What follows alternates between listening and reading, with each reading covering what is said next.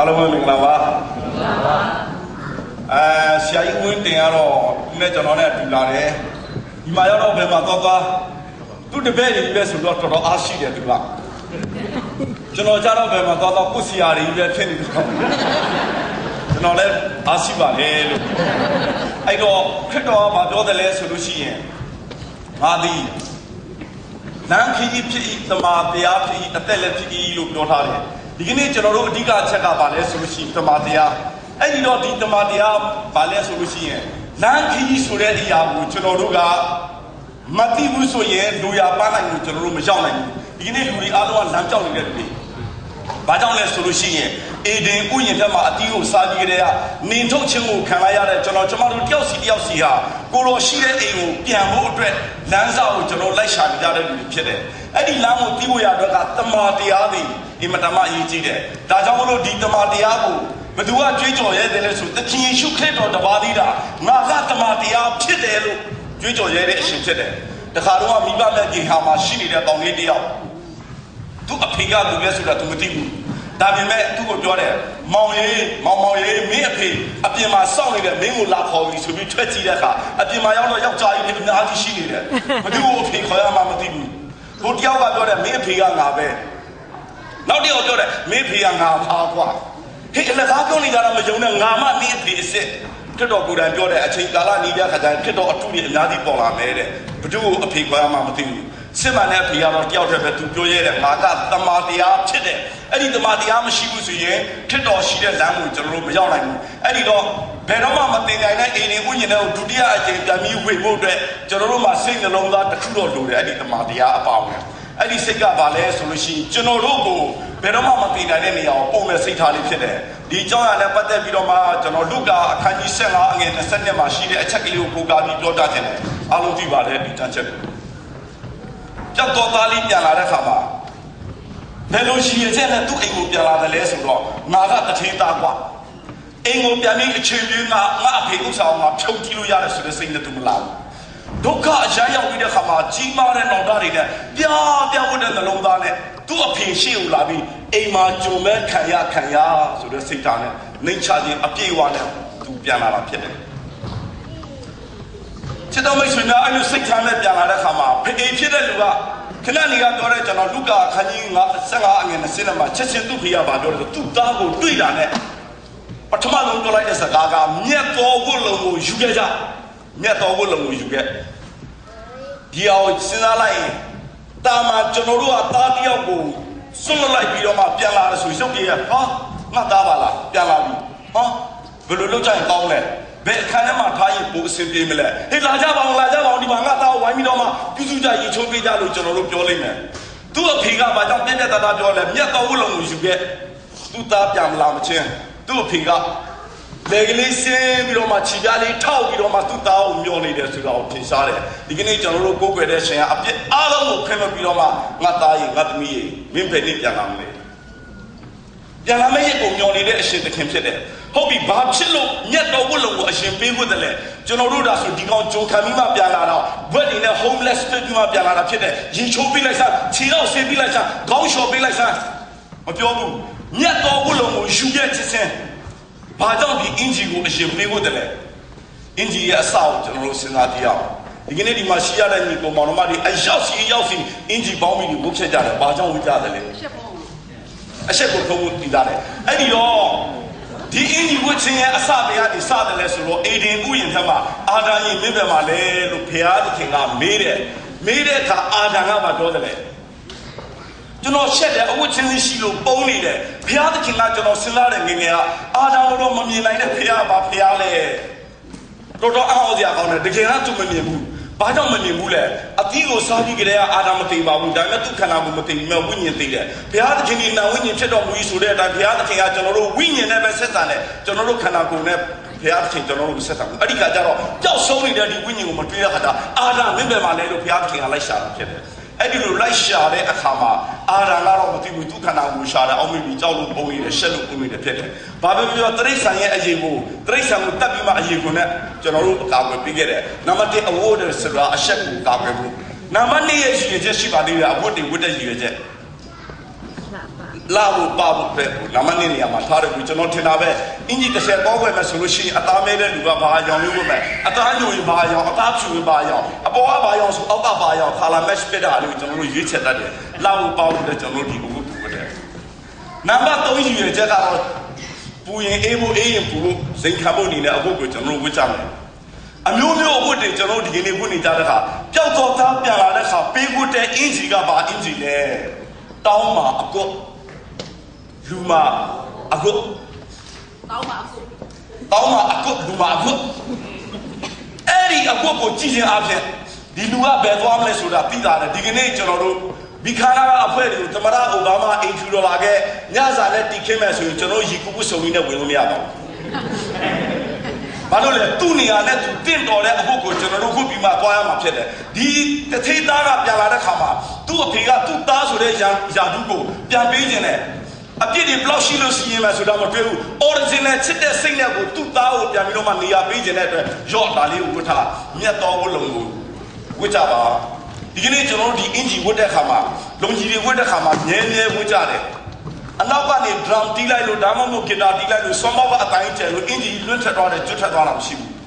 းလေတိုက်ရုံနဲ့ကျွတ်သွားတဲ့ဘောင်းကြီးကျွန်တော်တို့မဟုတ်ဘူးဘာလို့လဲမြဲမြဲဝတ်ချင်လို့ဖြစ်တယ်ယောမဩရစာခန်းကြီး73ငယ်14မှာဘာပြောတယ်လဲဆိုတော့ယေရှုခရစ်ကိုယူတင်ဝတ်ဆောင်ကြလောကျွန်တော်ဝတ်ဆင်ရမယ့်အဖို့ကပါလေဒီကနေ့ခေတ်မှာယေရှုခရစ်တော်ကိုယူတင်ဝတ်ဆောင်ရမှာဒါမှသမ္မာတရားကိုတည်ရတဲ့ကျွန်တော်တို့ဖြစ်လိမ့်မယ်အဲ့တော့ခရစ်တော်ကိုမဝတ်ထားတဲ့လူကတော့တဲ့ကိုယ်ကာယတတ်မဲ့ခြင်းလို့မှမကြံစီဘူးကိုယ်ကာယတတ်မဲ့ခြင်းလို့မှကြံစီတဲ့လူကခရစ်တော်ကိုမဝတ်ထားတဲ့လူဖြစ်တယ်သမ္မာတရားကိုမသိဘူးကျွန်တော်တို့ကလမ်းကိုမရောက်နိုင်ဘူးဒုတိယအချိန်ကျွန်တော်တို့လူကျင်တဲ့အေဂျင်ဝိယင်ဒီပါကိုကျွန်တော်တို့ဘယ်လိုမှရောက်နိုင်မှာမဟုတ်ဘူးအဲ့ဒါကြောင့်ခရစ်တော်ကိုကျွန်တော်တို့ဝတ်ဆင်ရမှာဖြစ်တယ်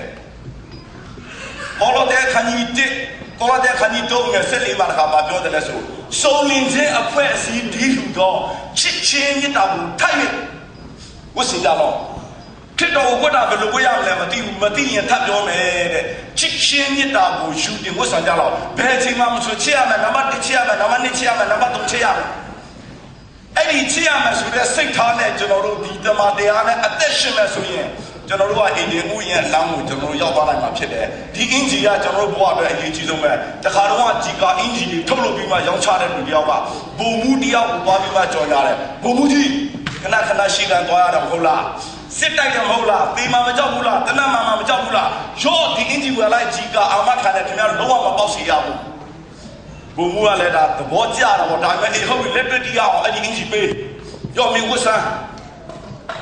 ပိုင်ရှင်ကိုပေးလိုက်တယ်ဘာများလုံးမှာလဲဆိုတော့တနတ်ကိုမောင်းတင်ပြီးမှချိန်ပြစ်မလို့တော့ဟာဘုံမပြတ်တဲ့ကျွန်တော်ကြောက်တယ်ဒီကအင်ဂျီရောင်းတဲ့လူကအာမခံတော့ရောင်းပြီးသူကိုရမှာကြောက်တယ်မပြစ်ပါနဲ့ကြောက်တယ်အာမခံချက်မရှိတဲ့အင်ဂျီကဒီနေ့လောကမှာတမှုမရှိဘူးအာမခံချက်အပေါင်းဆုံးအင်ဂျီကပေါ်လော်တဲ့ခန်းကြီး3ငယ်14ကချစ်ချင်းမြတ်တာဒီဟုတော့ဆုံးလနောက်ဖွဲ့စီကိုထိုက်ရယူတင်ဝတ်ဆောင်ကြလောက်ဖြစ်တယ်ကြောက်တော့သားပြန်လာတဲ့ခါမှာနံပါတ်1မြတ်တော့အင်ဂျီကိုပြေဝတ်တယ်ဖခင်ကဒုတိယတစ်ခါပါပြောသေးလဲဆိုတော့လက်စွပ်ယူပြဒီမှာစွပ်ပေးလိုက်ပါဟာကျွန်တော်စဉ်းစားတယ်ဘာကြောင့်လက်စွပ်ပေးစွပ်တယ်လဲဒီကနေ့ fancy အမျိုးမျိုးလုပ်ပြီးမှကျွန်တော်တို့စွပ်ကြတာရှိတယ်ဒီပြောက်တော်သားပြန်လာတဲ့ခါပေးစွပ်တဲ့လက်စွပ်ကဘာလို့ဖို့လဲကျွန်တော်တို့ယူယူစဉ်းစားတယ်တစ်ချေသားဆိုတစ်ချေသားလဲသူအောင်တောက်ပြောင်ဖြစ်စေခြင်းနဲ့အဲ့ဒီဟာကိုကျွန်တော်2000ခုဒီပလာ20ရက်နေ့မှာပေါင်းသိတယ်အဲ့ဒီမှာကျွန်တော်မင်္ဂလာဆောင်ဒီလိုပြောလို့တတိတောင်ရလာပြီမထင်နဲ့တရားဟောကြားမှာ original ပါလို့ပါလက်ထက်တဲ့ခါမှာအခုကျွန်တော်တို့ဘုံတော်ဝင်စားသွားတဲ့ဆရာကြီးဦးဒေးဗစ်ကူစီကပြောတယ်လဲဆိုဒီလက်စွပ်ကလေးပဲဒီလက်စွပ်ကိုကြည့်ပါတဲ့ဒါကသူတို့နှစ်ယောက်လက်ထက်တဲ့အထိမ်းအမှတ်ရဲ့သစ္စာသက်တည်ဖြစ်တယ်သစ္စာသက်တည်ဝိုင်းဆက်တဲ့လက္ခဏာကအစမရှိဘူးအဆုံးမရှိဘူးချစ်ချင်းမြတ်တာဘယ်အစလို့ပဲမှဆုံးလဲကျွန်တော်တို့မသိဘူးဆိုင်ခံလိုက်တဲ့ချင်းတစ်ပုဒ်ပါရေးလဲဆိုတော့ရင်နဲ့ရင်လဲကြမ်းရှိရမယ်အပင်မြင့်ရင်လဲအဖျားရှိရမယ်အရာရာမှာအစဆုံးရှိတယ်ဆိုပေမဲ့ခုချစ်ချင်းမြတ်တာတော့ဘယ်ကစလို့ပဲမှဆုံးမမသိဘူးအဲ့ဒီချစ်ချင်းမြတ်တာတရားကိုဘာနဲ့ပြရအောင်ဆိုတော့သစ္စာနဲ့ပြဖို့လိုတယ်အဲ့ဒီသစ္စာကဘာလဲဆိုဒီလက်စုကသစ္စာရဲ့တက်တည်ပဲဟုတ်ပြီလက်ထက်တဲ့ခါမှာနံပါတ်1လက်စုဆိုတာရွှေနဲ့လောက်ကြတယ်ဘယ်သူမှဟိုကြီးနဲ့မလုပ်ဘူးမတတ်နိုင်တဲ့လူကရွှေကြီးစိတ်နဲ့ဒါပဲချစ် ချင်တာကရွှေဖြစ်ချင်တဲ့တန်ဖိုးရှိနေကြလို့အဲ့တော့ပြောချင်တာဘာလဲဆိုလို့ရှိရင်ဒီဖိအိမ်နဲ့သားနဲ့ကြားမှာတစ္ဆာရှိဖို့လိုတယ်အိမ်ပြန်လာလို့တစ်သေးသားဖြစ်ပြီဆိုပြီးတားရင်စိန်နဲ့စားငတ်တယ်များပြတ်တယ်များအကုန်တွေ့စမ်းကွာဆိုပြီးမှကျွန်တော်တို့ကိုကြွေးတာမဟုတ်ဘူးဘာသဘောလဲ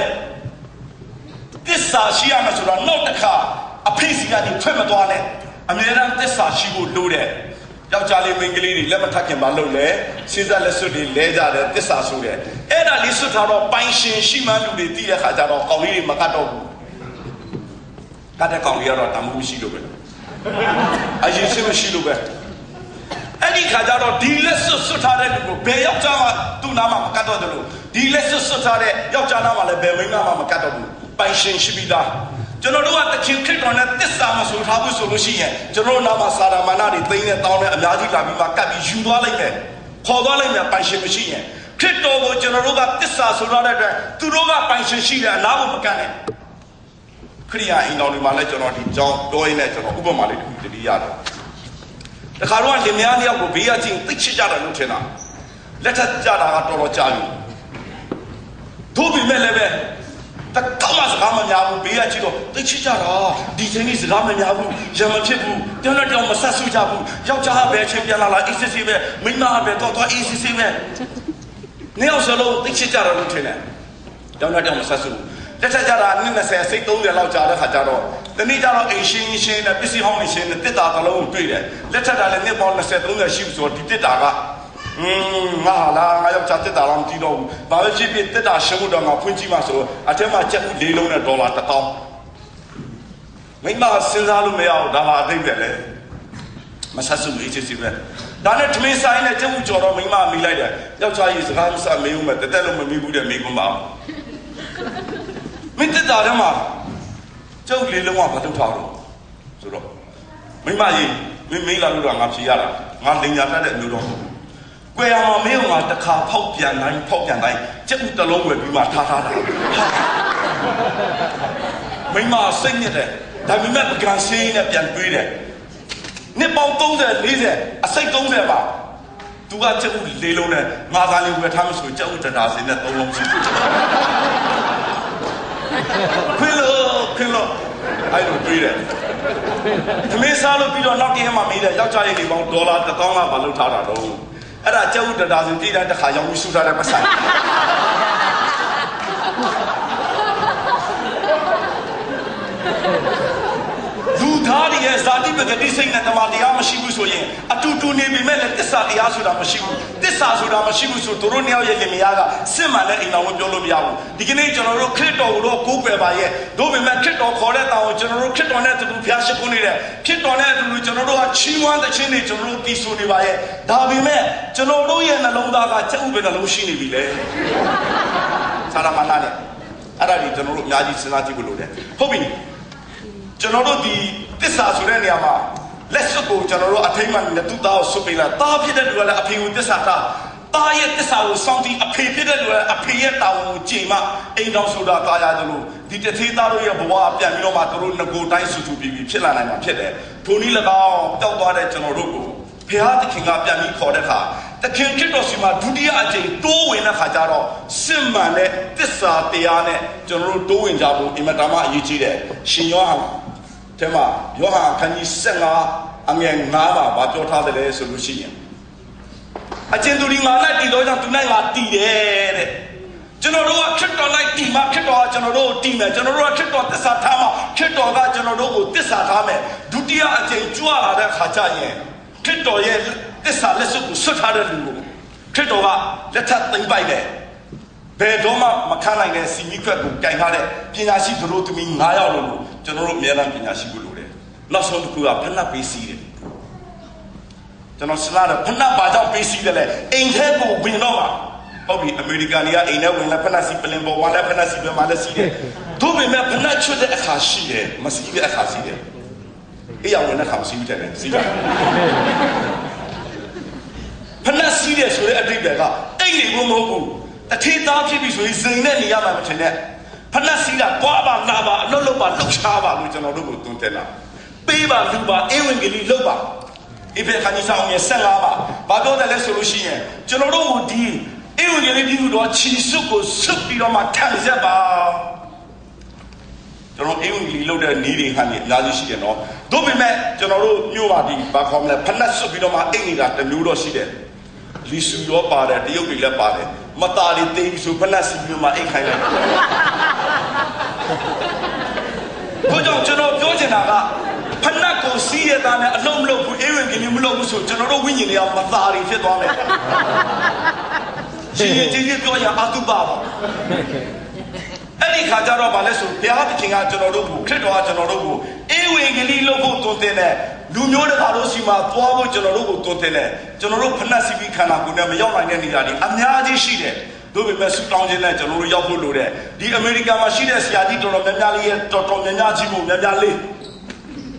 ရတရားဟောချက်တွေကိုကျွန်တော် online မှာနေအများအားကြားနေရတယ်ဘာလို့လဲလူသားလေးဒီမှာရှိနေသူလှုပ်လိုက်တဲ့အေဝံဂေလိတရားကအကလုံးပြန်လာသွားတယ်ကျွန်တော်တို့ဒီမှာရှိတဲ့လူတွေလူသားလေးငြိမ်ချင်းငြိမ်နေမဲ့ဘဲတွေလေးဘဲဆိုတာကကြည့်လိုက်ငြိမ်နေတယ်လို့ထင်ရတယ်ရေအောက်မှာချောင်းကြည့်လိုက်သူ့ခြေထောက်နှစ်ချောင်းကဒီလိုလှုပ်နေရတာအပေါ်မှာငြိမ်နေလို့တဲ့ကျွန်တော်တို့အားလုံးကအမေရိကန်မှာငြိမ်နေပြီမဲ့ကျွန်တော်တို့ရဲ့ဒေါ်လာတွေကကဘာသလွားကိုအေးဝင်ပြီးလှုပ်ဖို့အတွက်ဖြတ်လိုက်လို့တဲ့ဒါကကျွန်တော်အဲ့ဒီတော့ဒီအေဝံဂေလိဆိုတဲ့ဒီဖဏတ်ကိုကျွန်တော်တို့စီးဖို့လိုတယ်စီးပြီးတဲ့အခါကျတော့မပြောလဲဆိုလို့ရှိရင်အလှုပ်လို့ပြောတယ်အလှုပ်လို့တဲ့ခါတတိထားဖို့တော့လိုတယ်ကျွန်တော်တို့ကငါးကလေးတွေကိုတင်ဖို့အများကြီးရှိတယ်ငါးမှာငါပင်းငချင်းငါလူငလဲငါခူရင်းငါဂျဲနေအများကြီးရှိတယ်ငါတလောက်ဒီငါရှင်းနေငါနာမယ်ကျွန်တော်အကုန်မကြည့်ဘူးဟိုငါမန်းကအစပေါ့ဗျာအကြီးကြီးသေးလေးဒါပေမဲ့ငါးနှစ်မျိုးပဲရှိတယ်နံပါတ်1ငါအတိနံပါတ်2ငါအရှင်ဒါပဲ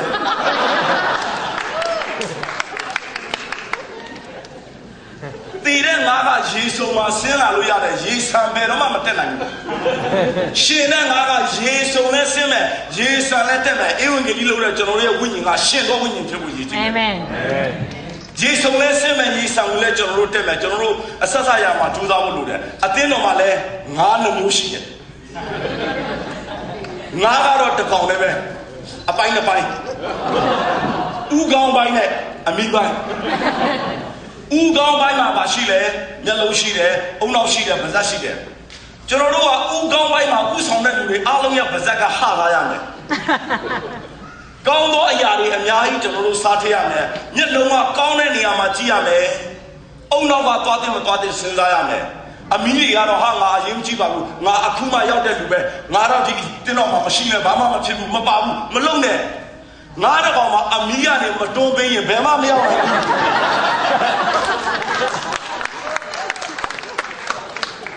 အဲ့ဒီအမီးကတွန်းပေးမှအရှိကိုရောက်ပါဒီကနေ့ကျွန်တော်တို့ပြောနေတဲ့ယူဒလာနဲ့နေရာပွဲတော်ကြီး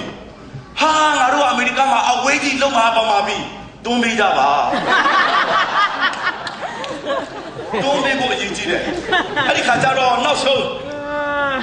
လူကာခန်းကြီး15အငယ်23မှာပြောဆိုစူအောင်ကျွေးတော်နွားကလေးကိုယူရတက်ကြပြီးမှစားကြကုန်လားကဲဘာနွားလဲစူအောင်ကျွေးတော်နွားကလေးဟိုနွားကြီးကအလုပ်လုပ်တာတော်တော်ခိုင်းတာတော်တော်များနေပြီသေတော့မှတတ်စားလိုက်မထူတော့ဘူးမဟုတ်ဘူးဖြစ်တယ်လို့နွားကိုမကျွေးဘူးစူအောင်ကျွေးတဲ့နွားကလေးနော်ဟိုနွားကလေးကတော့ဘာတိတ်မကြမ်းပါဘူးမထူတတ်လိုက်ပါမဟုတ်ဘူးဘာလို့လဲပြန်လာတဲ့ချစ်တော်သားကိုကြိုးချင်လို့အကောင်းဆုံးစားစာကိုကျွေးမှာပြီးတော့ဘာလို့ရဆိုစားကြကုန်အနောက်မှာပျော်မွေ့ကြကုန်ဘာကြောင့်ပျော်မွေ့ကြကုန်ထည့်တယ်လဲစားပြီးမပျော်နိုင်တာအများကြီးဝင်လျှော်လို့ဒုက္ခရောက်တာရှိတယ်အစာမလို့ဒုက္ခရောက်တာရှိတယ်ငါယုံစုလို့ဒုက္ခရောက်တာရှိတယ်ဒါပေမဲ့ပျော်ပါစားတဲ့ထမင်းဝိုင်းမပျော်မရွှင်နဲ့စားတဲ့ထမင်းဝိုင်းကိုခရစ်တော်ကမတက်ခင်းဘူးကျွန်တော်တို့တက်ခင်းမှာပျော်ပါကျွေးတဲ့ထမင်းဝိုင်းအဲ့ဒီတော့ကျွန်တော်တို့လုပ်ရမှာနံပါတ်1ယေရှုခရစ်တော်ကိုဝတ်ဆင်ပါချစ်ချင်းမြတ်တာကိုဝတ်ဆင်ပါနံပါတ်2ခရစ်တော်နဲ့သစ္စာရှိလက်စွပ်ကိုဆွကြပါနံပါတ်3အေဝံဂေလိလို့အေဝံဂေလိဖဏတ်ကိုကျွန်တော်တို့စီးဖို့လိုတယ်အဲ့ဒီခါမှာမတွန့်တုံမှုတော့အိမ်မတမအရေးကြီးတယ်တချို့ကကြတော့လူတိုင်းရမှာကြောက်တယ်ဝီရအစာအချိန်ရအစာသူများကိုပေးကမ်းရမှာကြောက်တယ်ကြောက်ရမရအောင်ဘာကြောင့်လဲဆိုလို့ရှိရင်ကျွန်တော်တို့အသက်ရှင်တဲ့ကာလမှာပေးဆက်ခြင်းနေတာလောကမှာတန်ဖိုးအရှိဆုံး ဘာကြောင့်လဲဆိုတော့ရယူခြင်းဟာတဲ့အော်ပေးအဖိုးကိုတဲ့မခံမဲနဲ့ကျွန်တော်တို့ကရထားတဲ့အတွက်အဖိုးကိုမတောင်းမဲနဲ့ပေးကြပါဒီကနေ့ကျွန်တော်တို့ဒီအမေရိကန်လာတဲ့ဒေါ်လာ1000ကန်ပြီးဝင်လာတဲ့လူရှိဘူးတဲ့အခုခင်ဗျားတို့ရဲ့ property က1000ရဲ့အထက်မှာရှိနေပြီအများကြီးပဲကားရီစီးနေရပြီအများကြီးပဲဘာဖြစ်လို့လဲကျွန်တော်တို့ပြီးဖို့လိုတယ်တာရကတခုပြောပြီးကျွန်တော်နေကုန်ချိုးချင်တယ်ဟိုတခါတော့တိတ်ဆော့တဲ့တင်ငယ်ချင်းတွေဖွဲ့ရှိသူတို့ဖွဲ့တာမှာအင်မတန်မှတက်ကြီးကြောင်တဲ့ကောင်လေးတယောက်လည်းရှိတယ်သူတို့ပဲသွားလဲဆိုတော့ညအိမ်ကလာဟိငါတို့ဟိုကောင်ကိုချင်းချောက်လိုက်ရအောင်ဘယ်ခေါ်သွားဆိုတော့တင်းချိုင်းလုံးအမေရိကန်တင်းချိုင်းတွေကတော့ကြောက်စရာမကောင်းချစ်စရာကောင်းတယ်ဒီလိုပြောလို့တင်းချင်စရာလေးလို့ပြောတာမဟုတ်ပါဘူး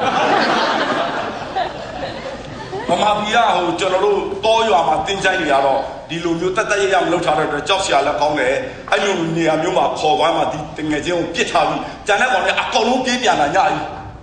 ဒီကောင်တော့ကြောက်ပြီးမှတိတ်ပြီးမနေ့ပြန်ပြန်မလာတော့ထင်တယ်မနေ့ပြန်ရောက်တော့ခတ်တီလေးချုံပြီးတော့မှရွာထဲမှာတွေ့တယ်ဟာတကယ်ကြီးမင်းဘာမှဖြစ်ဘူးလားဖြစ်ဘူးညတော့မင်းထားကြတော့တစီဒီမလောက်လားလာတော့မှဝိုင်းနေတာပဲတစီတချို့ကလည်းစီရင်ရှိရတူစကတ်နေရောအမျိုးစုံလာတယ်ဟာမင်းကိုလိုက်မှမစားဘူးလားစားဖို့သူရှိတူလာတယ်မင်းဘယ်လိုလုပ်မှလွတ်လာလဲငါអော်လိုက်တယ်អော်သိပြီဖျားတကယ်ကဲပါអော်လိုက်မဟုတ်ပါဘူးဒါဆိုငါနားလည်ပြီမင်းအမေလို့អော်လိုက်တယ်မဟုတ်လားဒါလည်းမဟုတ်ဘူးမင်းဘယ်လိုလုပ်ပြီးမှလွတ်လာတယ်လဲငါလွတ်လာတဲ့နေရာတနည်းပဲငါအကျဉ်းတော့မអော်ဘူးကွာခတ်တူတူလေးပဲမင်းဘယ်လိုអော်လိုက်တယ်လဲတဲ့အလူငွေကောက်တော့မပြောလို့អော်လိုက်တယ်